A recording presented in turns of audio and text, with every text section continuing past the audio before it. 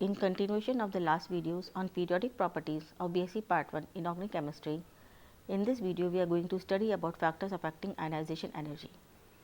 As ionization energy is the amount of energy required to remove an electron from an atom or ion, it is directly related to the attractive force with which that electron is bound to the nucleus.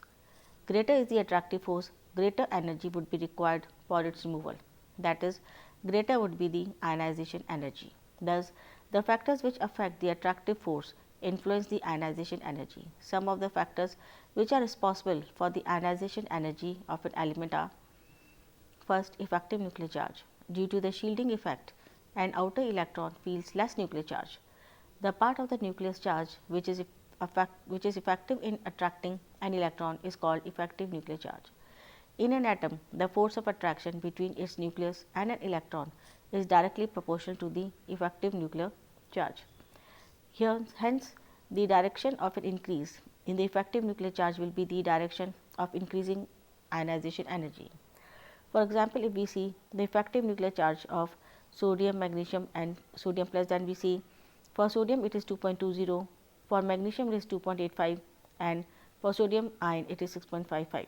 Consequently, we see that the ionization energy of sodium is 4.96, the ionization energy of sodium is 496 kilojoules per mole, of magnesium it is 738 kilojoules per mole, and for sodium ion is 4562 kilojoules per mole.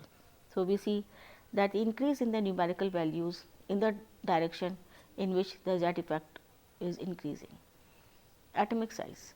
Since force of the attraction between two charged particles is inversely proportional to the square of the distance between them, that is, force is inversely proportional to 1 upon r square, an increase in atomic radius will decrease the force with which an electron is attracted to the nucleus or by the nucleus.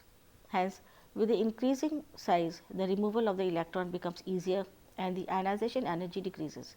This explains greater ionization energy of lithium.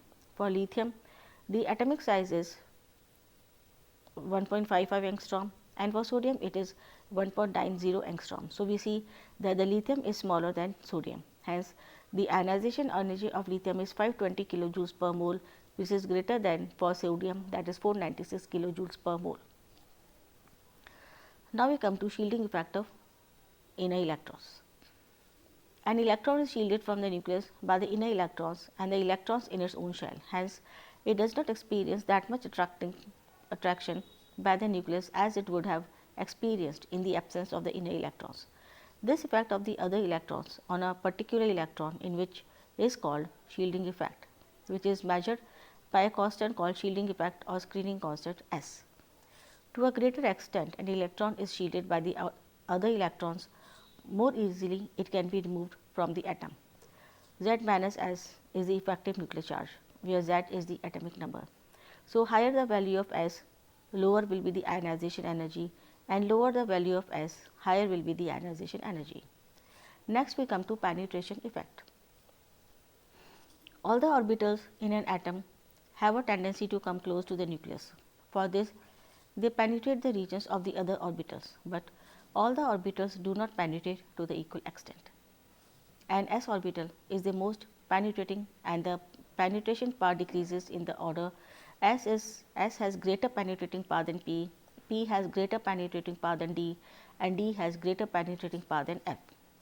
This means that in a n level, an s electron will be nearest to the nucleus and F nucleus will be the farthest, and P and D level will lie in between. Thus, an s electron will be most tightly held, thus its highest ionization energy as compared to other P, D and F electrons of the same n level.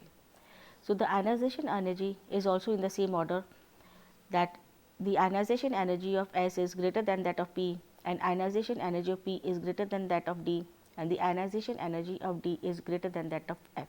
If we take the example, then in beryllium this is 3s electron and its ionization energy is 900 kilojoules per mole, whereas for boron this is 3p electron and its ionization energy is 801 kilojoules per mole. As you can see, it is lower than that for beryllium.